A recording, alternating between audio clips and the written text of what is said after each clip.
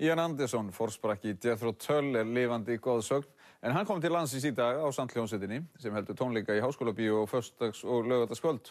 Og Elsa María spjallaði við goðsögnina og fékk Jethro Tull til að taka syrpu af sínum þekktustu lögum. Now, welcome, Mr. Ian Anderson. It's a great pleasure to have you here. Thank you. Some 30 years ago, you released the album Too Old to Rock and Roll, Too Young to Die. Is one never too old to rock and roll? Well, on my 60th birthday just a few weeks ago, I ran into Keith Richard when we were having lunch at a place of friends in Switzerland, and the Stones were there for a concert the next night. And I thought, when I looked at him, I thought, he looks not only old, he looks like someone just dug him up. I mean, it made me feel really good. I advise anybody getting to their 60th birthday, it's a really good thing to spend some time with Keith Richard, because it makes you feel really young again. I looked like a teenager compared to him, yeah. So you're still rocking? Well, I'm not really a rocker. I think, you know, people put Jethro Tull in the category of rock group because it's easier than thinking. But, you know, essentially Jethro Tull's always been a very eclectic band with influences from folk music, classical music, jazz. And, you know, rock is probably the thing, I think, that I personally do least. I'm really an acoustic musician. I play acoustic guitar and flute and mandolin and bazookas and stuff, you know, that's made of wood and carefully crafted like a Swiss watch. You know, I don't do that, you know, kind of guitar thing and the rock thing. I've always found that a little embarrassing. So is there something else that you're doing besides the life of the musician? Any hobbies? Well, my hobbies are really, I wish I had hobbies that were kind of like other real men's hobbies, like going to watch football matches or drinking a lot in pubs or playing golf or going fishing. Unfortunately, I don't do any of that stuff. I think I just sit down and read a book or I watch television. You know, I like reading and finding out about things that are a little bit educational, you know, as opposed to just fun. So it's, I'm pretty boring, really. Basically conservation things to do with wildcats, small wildcats. Oh, yeah. I'm kind of involved with that sort of stuff. But as a musician, sometimes doing those kind of things, you can look a little silly. I mean, Sting and Bono and Bob Geldof, I mean, these guys do great and important things, but the world likes to laugh at them and make fun of them because they can, you know, when you're rich and famous and you're a rock star, I mean, like they are, I don't consider myself a star, but, you know, sometimes doing that stuff, you look a little silly. When showbiz people get involved in conservation and big ethical correctness, then you got to be a little careful. I mean, I do it because I'm a bit passionate about it, but I don't usually talk about it unless somebody asks me, and then I'll kind of make mention of it, but I don't like preaching to people about it. No. One personal question. I heard that you never had your driver's license because, you know, when you think of the life of the rock star, big and fast, expensive cars seem to be a part of that. Why did you never get your driver's license? It probably is. Most of the people I know in the music industry, they really do like their motor cars, you know, especially the more expensive and the less fuel efficient they are, the better. They really like, they like a big carbon footprint, most rock stars.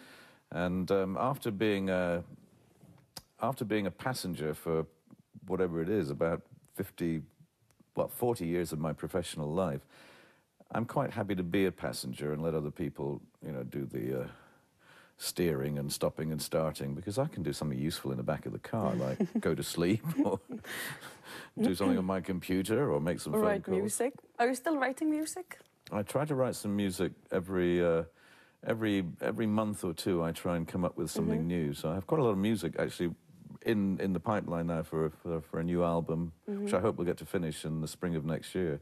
We're on tour all the way through to Christmas. So. And you're on tour and playing here in Iceland Friday and Saturday. Yeah. And now you're going to play us a song. What is it? Well, it's actually 3 songs. Well, it's not 3 songs. It's just little snippets. These are little kind of little notions of the things we play on stage. So we'll play a little bit of a piece by J.S. Bach called Bourrée, which I turned into what I call porno jazz. And then a little snippet of Living in the Past from whenever that was in 5/4 time signature. And then we do a little bit of Locomotive Breath from the Aqualung album, which is a little signature tune little medley thing, just to remind people of who we are and how terribly old we are. Well, I'm excited to hear. Good. Go Let's ahead. go and do that for you. Thank you. Yeah, and like the driving question. See, best thing is give your wife all the money all of the time, and then she can drive the Porsche, and I can just sit in it and sleep quietly in the back. Right. It worked perfectly for years.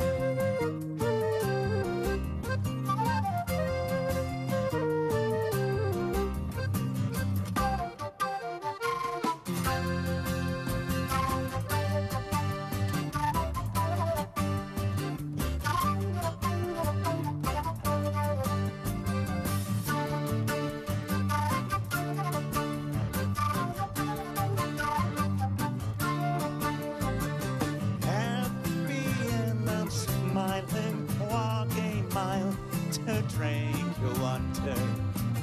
You know I'd love to love you, and above you there's no other. I will go walking out while others shout of war's disaster. We won't give in, let's go living in the past.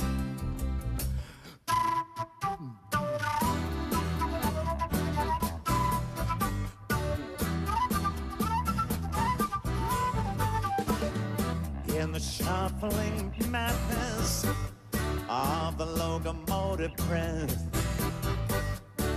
runs the all-time desert headlong to his death.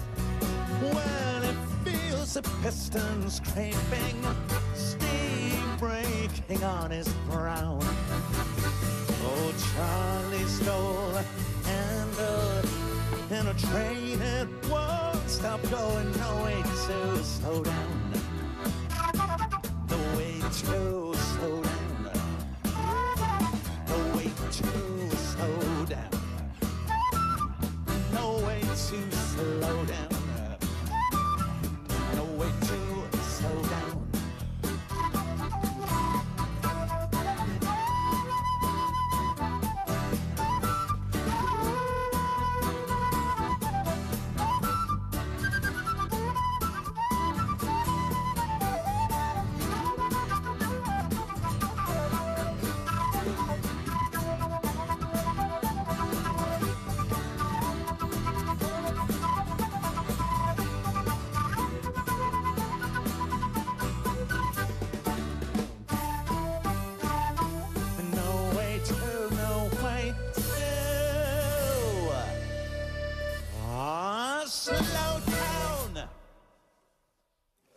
Miklir snillingar.